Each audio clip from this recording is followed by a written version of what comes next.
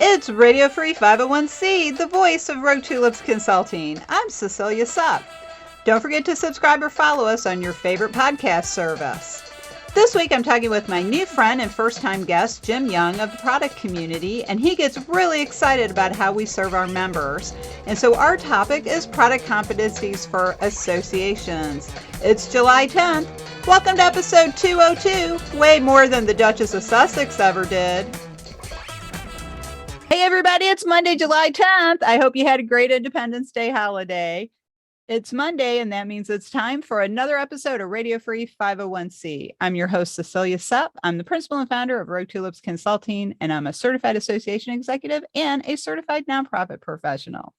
This week, this is a guy I have a lot of conversations with, and this time we're putting it on the record. I'm pleased to welcome Jim Young from the product community.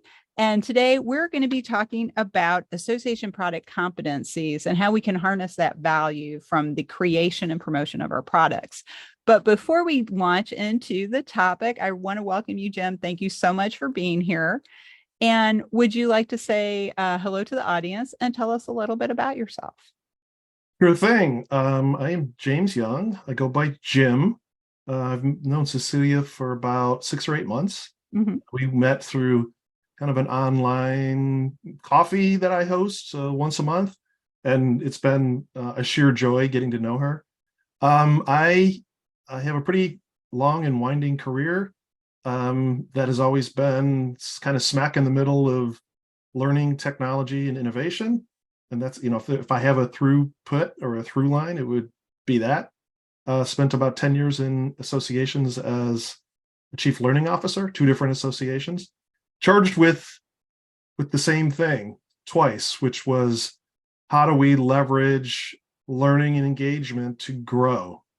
So it was like we had this central problem, even though the 2 associations I worked for were quite different. It was like, how do we together as a community, as a diverse community, think differently about who our customers are and what kind of value they want? And then how do we create what I would call longitudinal engagement from that community? Oh, I love that. Longitudinal engagement. That's a great phrase. I love it. Huge on that. So love that. So before we talk a little bit more about that, I do want to say good morning, good afternoon, or good evening to our global audience, wherever you may be. And thank you for joining us this week. So let's get back to longitudinal. Now it just went right out of my head. Longitudinal engagement. Longitudinal engagement. Now I know our nonprofit professionals around the world are very interested in this topic. So what is longitudinal engagement? I argue that our associations and not-for-profits have timeless value. These are organizations that people come together because they want to be connected and they want to learn, they want to meet new people, and they want to either further a profession, further an industry, or they want to solve a big problem. I find the way that we respond to it, mostly in associations, is through kind of traditional means of like short-term revenue numbers. So I think what longitudinal engagement is it's really the model for saying, we are your people, we are your community. How do we together literally spend 50 years together as we evolve and change around an ecosystem of ideas? So it's really just taking what would otherwise look as, well, we can only keep these people for 1 to 3 years, and our value proposition is benefits based. You get like discounts on events, and you get a magazine for free, and you get, there's good benefits sometimes. This changes the value proposition into saying, how are we together going to evolve as an organization in which the people in the community are at the forefront? So the value proposition becomes us together over time. And I think that as a design construct, it would be take longitudinal engagement and say, what is longitudinal joy? And then how do we together create, through strategy, an awesome organization in which membership becomes an outcome, not an input? And that's what I mean by longitudinal engagement. It's actually design work, it's strategy design work, but that falls to the background. It's really, how do we experience this great community together? So it's a reorientation of how we think about who our customers are and how we create and deliver value. Well, and I think that's really something the nonprofit world needs to consider. We've been doing too much of the same old, and following that, well, this is the way we've always done it. And now that we're post-COVID lockdown, everybody's like, well, we want to get back to normal. And it's like, but we have like so many new awakenings in our thought. So let's not put those back to sleep, is kind of the way I look at it. And one of the things I've been thinking about the last week is the difference between design thinking and systems thinking, because they're related but distinct ways of approaching things. And I think I've been thinking about that because I was looking forward to our episode today when we're going to be talking about product competencies, because design thinking is a way, to me, of creating something. Like, how are we going to design this thing so it works and it provides what we need? And the systems thinking is how you plug that thing into the overall process or overall organization. So what are your thoughts on design thinking versus systems thinking? I think of systems thinking as the engine, as the set of principles that to me are based in what I think are the same thing. Most people don't think they're the same things, but it's really a strategy driven by choice, linked strongly to culture. All great strategies cultural in nature, and we often try and solve our problems simplistically when they're actually complex systems. So to me, systems thinking is that machinery that's kind of in the background. Our understanding of that will help us utilize something like design thinking to come up with the best ideas for the shared problem that we want to solve, in a way in which we get all these ideas on the table, but using that kind of like system thinking, system machinery. What are the best ideas? What does the market, the members, the community want? How can we take what they want and move it from, oh, that was good, toward how do we create impact with that? That's a big difference. We're into satisfaction. Our KPIs, I think most associations, and I understand everyone is strapped, but they're, membership numbers, seat counts, revenue, P&L, profit, standard things. But when we ask how it's going, are we relevant? Are we moving the needle on the big problems in our space? We send out satisfaction surveys. So it looks like we're doing well. People they like what we're doing. I think if you take this kind of systems thinking approach and then you put on a design thinking approach, you actually can move the needle on impact, which is one of the reasons I think we exist. We have, how do we create an ecosystem of ideas? And I will apologize for the jargon, but I'm not really sorry about the jargon, because I think that's what we should be as associations. And we exist, as a community, but we exist to move the needle and make impact in a particular problem space. No matter if we're in apple growing or libraries or manufacturing or cancer, teachers, you name it, whatever area we're in, we come together for a purpose. Right. And how do we evolve that purpose using these tool sets? Right. Well, and I love that because, I don't think that's jargon at all. I mean, we should be an I shouldn't apologize for it, but I don't apologize. Get criticized for using $10 words, and I'm like, I like my $10 words. Well, I don't even think ecosystem is a $5 word. It's like, I don't either. Yeah, I love it. It's the word. You can't replace it. It's the thing, and that's what we're supposed to be doing. And frankly, and you and I have talked about this in some of our other conversations, but I've been looking for other groups to join because I'm really tired of the echo chamber that we have found within the nonprofit community. It's like it's like a big echo. Everybody's repeating the same thing over and over again, as if it's gospel or dogma, whatever word you like to use. And so it's one of the reasons I like your networking group once a month, Association Design Circle, because it's a lot of different people that I don't normally meet or see. And so I really like this. One of the reasons I've started exploring other groups as well, like the Nonprofit Alliance and the Nonprofit Leadership Alliance, for that reason, because if we stay in the same room all the time, we're just going to hear the same thing over and over again. And so in order to improve our ecosystem of ideas, we need new ideas feeding that. And as much as I love Rene Descartes, you can't just sit next to the stove all day and think the universe will reveal its secrets. You have to actually go out and explore a little bit. So, You're here. You're here. I think, and that's why you and I have like conversations that go on probably way too long because.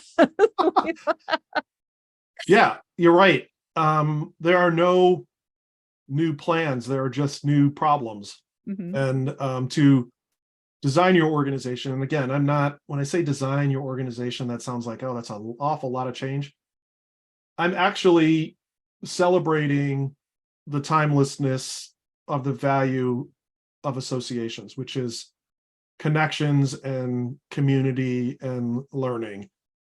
That's not going to go away with AI. Everybody wants to be connected in this world, even if you're a shy introvert. There's a venue for you to want to be connected. Right. So to me, it's leveraging that timelessness. And when we say redesigning your organization or refreshing your value proposition, it's evolving it towards the center of the community, but in a way that isn't same old, same old. What is that value creation through line that's going to keep people coming back to more? So I come back to the original question, which is, what is longitudinal engagement? And it's not just about what we're really good at in associations, which is like single use, one and done content or experiences. It's pathways.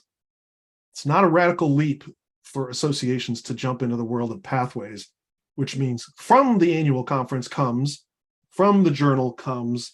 Yes. It's a model for relevancy. It's a model to keep people engaged in community about problems they care about. It's not us brainstorming about, oh, what is the next subject of the journal going to be? Right. Well, see, and that's where the tactical mindset of leadership gets in the way of actually doing anything innovative or new. And of course, you have to understand the difference between innovative and creative. They're equally good, but they're not the same. And I think too many people confuse innovative with creative. A great example that I read in a book years ago, I was doing a lot of research on creativity and innovation years ago, and whistling while you skip backwards is creative, but it's not innovative. Innovative would be if you found a different way of applying skipping backwards. That would be innovative. So, and really all these things tie together. Now, I know your focus is on products, but to all the wonderful points you've made so far, those products feed into what kind of a community do we have? What kind of ecosystem of ideas do we have? Are we building that longitudinal engagement for people? And are they coming back because we're giving them what they need or want? And I think, and that's really the thing that we're not thinking about, because you're right. It's like, oh, the conference is over. Let's plan the next conference. Yeah, that's important. That function is not going to go away, but it's not enough. It's not enough. It doesn't hit, it only hits 25% of the people. Right. And it doesn't, it's not a comprehensive community building at all. It's 75% of your community, if you count it as membership, which is a metric. There's communities outside of membership. People come to associations for lots of reasons, and the portal doesn't always have to be membership, I think. I think the two of us agree. Right, because anybody who ponies up the money can be a member, but are they actually contributing? And that's the difference there. It's like, or are you one of those annoying members who drive other people away? Because I actually just my membership hasn't run out yet, but I tried membership in another association for consultants, and they just have too many members that drive people away, and they ran me just like screaming toward the door. I just don't have time for it. So if you have negativity in your members, they're driving people away, and then you wonder why you're not getting new ideas or new members. Like, somebody comes along and they try it out and they're like, oh my God, this is terrible. It's like just the belittling, you have to have a good culture.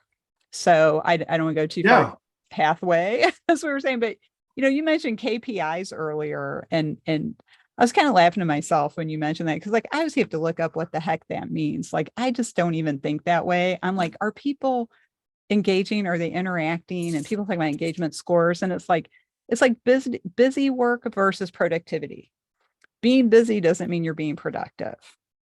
They're two different things, and productive comes back to product. And one of the things I did want to make sure we talked about, because you and I could talk about like so many other things. Yeah, we'll have to do this again, to be Yeah, honest. definitely. I see a series coming on. Quarterly conversations with Jim. I could just see that coming on. But you've mentioned, in our topic that we're going to kind of focus on, and we've ended up circling it as product competencies. We talk a lot about competencies because we have our job description competencies. You have these competencies in order to do this work. And then there's product competencies. Mm-hmm. So in your mind, when you're talking with people, you're helping clients or just talking mm-hmm. with your colleagues, in your mind, what is product competencies? Let me start off with the product community. So the product community is about a year old, and it's a community that I started. It's got lots of little tentacles to it. A product community is a product development learning community mm-hmm. designed specifically for associations and their cousin not-for-profits, even though it's really designed for association people. So product development learning community designed specifically for associations. So what it really is a mashup of something that, per our previous dialogue, that we're good at and is natural, which is community. Right. Ironically, we're also really good at value development, value creation, creating stuff so that the community stays satiated and interested. But I think the creation of the stuff is antiquated and fragmented, traditional, paints us into a corner, makes it extremely difficult for us to create longitudinal engagement because it's really on a cycle of fear around annual recurring revenue regarding membership, the journal or the publication, the annual event, and then the other, which is, coursework, certification stuff, content, blogs, webinars, podcasts, all the things that we can do to stay relevant and keep going. Sounds great, but it's not enough, and it's inefficient, and the tail is often wagging the dog. Right.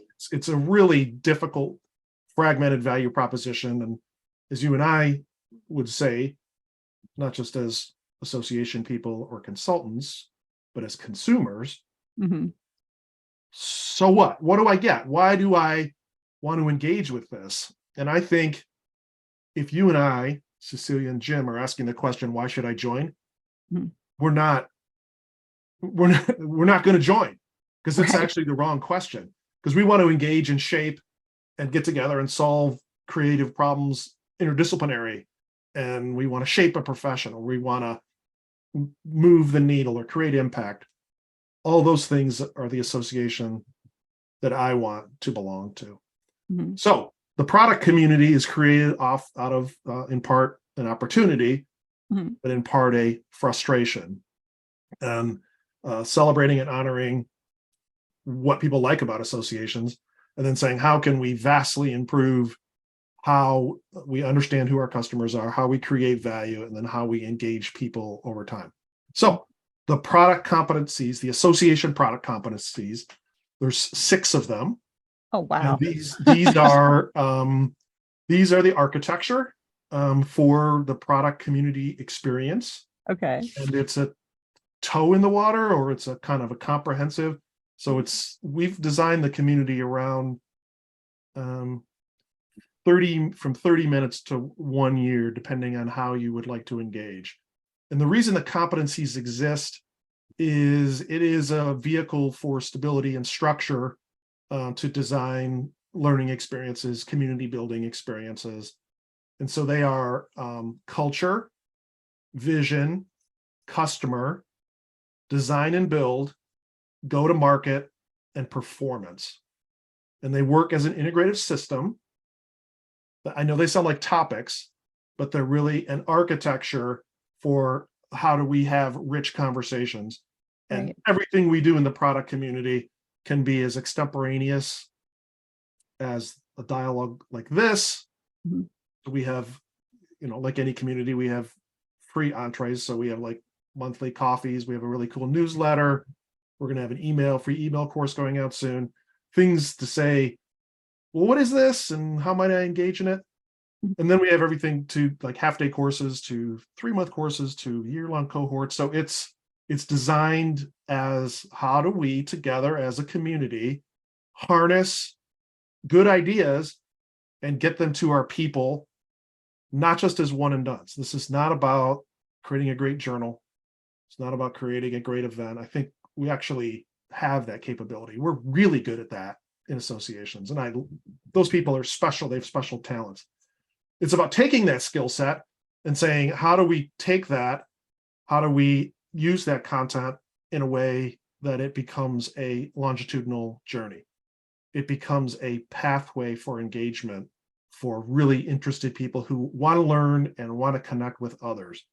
So the association product competencies are designed to do that. It's a structure. So those 6 areas, those 6 competencies, we believe are the ones that people need to succeed at a new world, to respond in a way that's focused yet robust at the same time.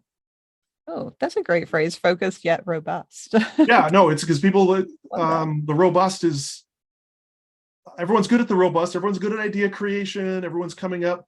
It's like we are less good at saying no to things and we are less good at executing on good ideas. And I think associations draw, I will apologize in advance, they draw satisfiers, people pleasers, people who are in the world of service. These people are special, they have a special talent. But if you put a strategic framework in the middle, an accessible strategic framework, like the product community, that's what we're doing here, between volunteers and staff, people have seen a billion frameworks. I'm not trying to say that this one is the latest and greatest special one. This one fits the rhythms of the association, but it forces us to focus on what matters the most so that we can create really cool things together as communities across staff and volunteers. It doesn't need to be, we own that, you own this.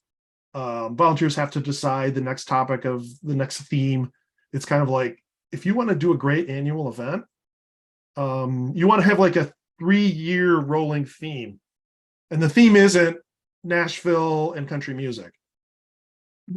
You see that for everyone who goes to Nashville for a conference. Right. It's how are we creating a pathway of impact over time using things like a product community competency. So I think the annual event, which is what do you think? 1/3 to maybe half of annual revenue. I mean, talk about like a risky business model. This would say, how do we diversify that revenue stream and then create milestones along a continuum? Well, and I think that's a good point, just coming from a conference last week. Well, actually, it wasn't last week, it was 2 weeks ago, going to this conference and being told, oh, the conference sold out. But how is that conference benefiting the rest of the membership or community? Correct. That we're not there? And the other interesting point about, KPIs is somebody that I knew at the conference I was talking to said, yeah, well, they said they sold out, but does that mean they lowered the number of registrants in order to be sold out? It's like, what does sold out mean when you're in a large convention center and you're able to seat a lot of people? So, and, the rooms were, have good attendance, but they weren't full. You didn't have like a lot of standing room only, except for, people were standing because they didn't want to go find a seat in the front row. It's like those rows, the front 2 rows were always empty. But that's those are vanity indicators. That to me isn't telling me. That's not telling you anything. No, it isn't. And it's like, I think events are revenue neutral. I don't know if they're profitable. They're only profitable if you can create robust engagement that continues. And then you have to grab the other 60 to 75% who aren't coming to it. Well, and I really think that all nonprofits, because all 501(c)s are nonprofits, so it's what kind of nonprofit you are. And most of them do have some sort of an event of some kind, whether Yeah. it's training or just conference Sure. attendance, or something like that. But when you're looking at that, what is really the point of bringing all these people together? And you do need to make money, but when you consider the fact that, like, when you go to most conferences, the model is speakers donate their session and they're not being paid, and most of the time they have to pay to come to the conference, even if they're presenting, which I think is a wrong model. I'll be honest, I think that's wrong, because how are they benefiting? They're doing a lot of extra work for not a lot of return, and they're usually from your own community, and their IP is a product. So how are they benefiting? You're just benefiting from what they're doing. Completely And agree. it's Agree. but that's really the whole issue here, is like, are we measuring the right things? And people talk about engagement scores, and it's like, okay, an engagement score is a good idea, but what data is that engagement score built on? Why are we doing it that way? Why are we so concerned with how many members we have?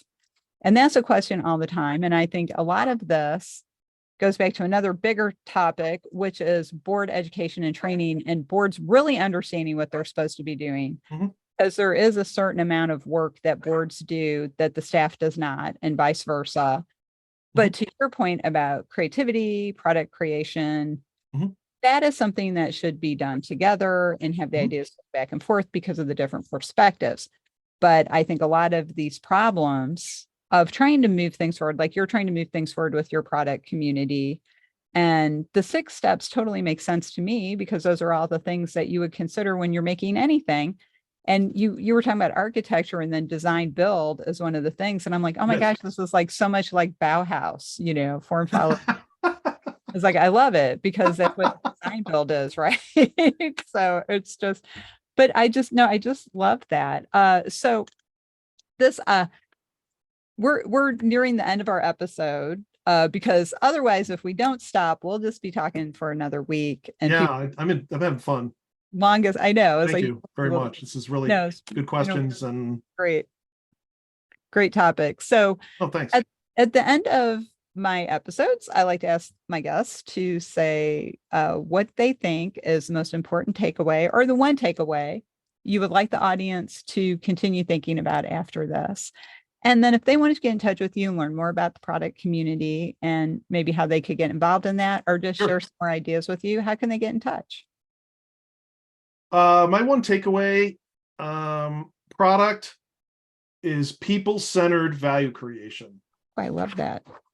Product is people-centered value creation. It's not, let's become corporate and transactional. It's not who we are as associations.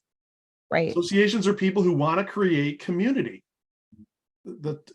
How do we leverage the timeless value of why people want to be connected? It's people-centered, and it's value creation. So product is people-centered value creation. If we could figure out that as a community, which again, I think it's not easy, but I think the way that we approach value creation is, I'll say it, wrong. I'm not saying that we don't know how to put on great events. I'm not besmirching that whatsoever. These people are uberly, that's a word, talented at designing programs and bringing together all of these disparate pieces. I'm talking about leveraging that to create a longitudinal value stream, which is a different conversation about how do we productize the annual meeting.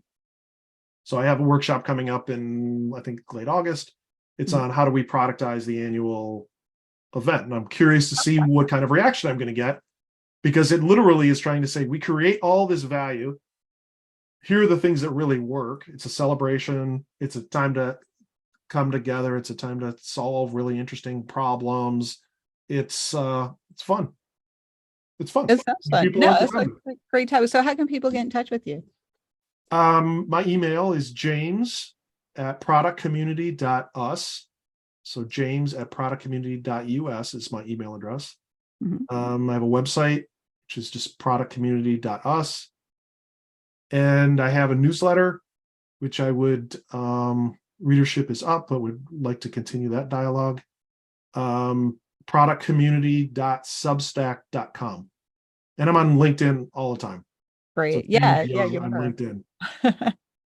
And it is a good Daily. newsletter. Yeah, I read it. I'm a few issues behind, but I like it. I recommend it. So thank you very much. Jim, thank you so much for joining me this week. It's awesome. Glad you enjoyed it. It's a blast. We'll be back next time.